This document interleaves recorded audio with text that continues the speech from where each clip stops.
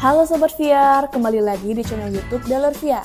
Sebelum lanjut nonton video ini, jangan lupa like, komen, subscribe, dan lihat video menarik lainnya. Di video kali ini, kita akan mereview sepeda listrik tipe Vitron. Buat kalian yang lagi cari kendaraan ramah lingkungan, ekonomis, dan stylish, pastikan nonton video ini sampai habis. Dengan desain yang modern, cocok banget buat anak muda maupun orang dewasa.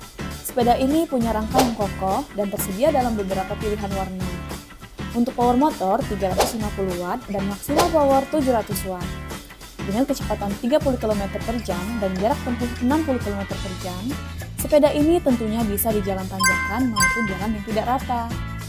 Selain itu, sepeda ini dilengkapi dengan speed 1, 2, dan 3, sehingga mampu membuat kecepatan sepeda lebih laju. Lampu depan, sen kiri dan sen kanan sudah LED, jadi aman dipakai pada malam hari. Jadi, buat kalian yang ingin kendaraan praktis, hemat, dan ramah lingkungan, ya Vitron bisa jadi pilihan. Oke sobat, terima kasih sudah menonton. Jangan lupa komen di bawah ya. Sampai jumpa di video kami selanjutnya.